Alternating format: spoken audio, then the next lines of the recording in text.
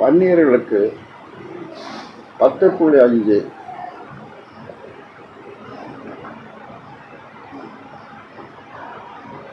விழுக்காடு இடஒதுக்கீடு கொடுக்க வேண்டும் என்ற கோரிக்கை அப்படியே தொடர்ந்து சொல்லி வருகிறோம். வன்னியர்களுக்கு இடஒதுக்கீடு வழங்க தடையில்லை என்று 2022 மார்ச் 31 உச்சநீதிமன்றம் ஆணையிட்டது. அதன் பின்னர் 2 மாதங்கள் முடிவடைந்து விட்டன. அது ஆணையிட்டு வன்னியர் இடஒதுக்கீடு குறித்த பரிந்துரை அறிக்கை வழங்கும்படி தமிழ்நாடு பிற்படுத்தப்பட்டோர் ஆணையத்திற்கு தமிழக அரசு 12/1/2023 ஆணையிட்டது. அதன் பின் இன்றுடன் 16 மாதங்கள் ஆகிவிட்டன. ஆனாலும் இன்னும் இடஒதுக்கீடு வழங்கப்படவில்லை. தமிழக அரசு நினைத்திருந்தால் 1 மாதத்தில் இடஒதுக்கீடு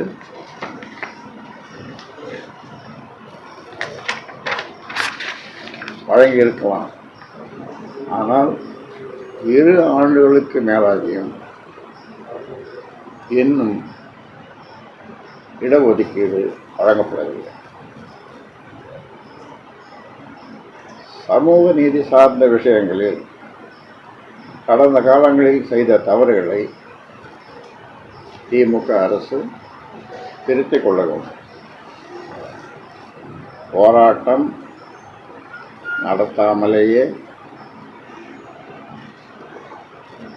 முதல்வர் மு.க. ஸ்டாலின் இடஒதுக்கீடு வழங்குவார் என்று நம்பினோம். இது சம்பந்தமாக நேரில் நான் பார்த்தேன். பல கடிதங்கள் எழுதினேன். அன்புமணியும் பல முறை சந்தித்தார். அவரும் பல கடிதங்களை எழுதினார். குழுக்களாக போய் பார்த்தார்கள். கௌரவ தலைவர்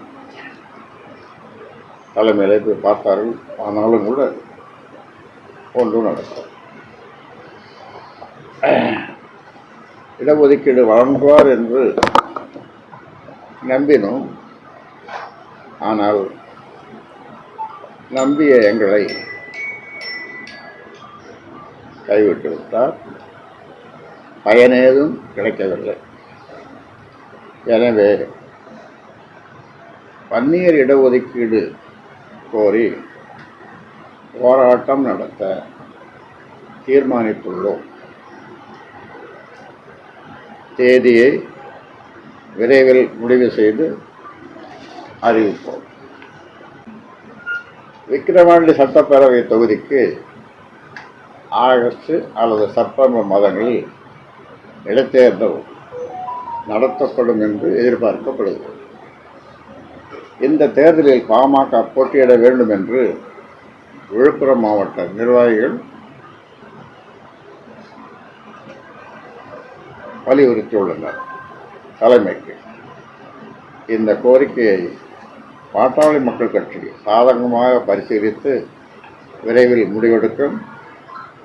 அதோடு கூட்டணி கட்சிகளுடன் கலந்து பேசிய பிறகு இது குறித்த முடிவை எங்கள் கட்சியின் முடிவை அறிவிக்கும்.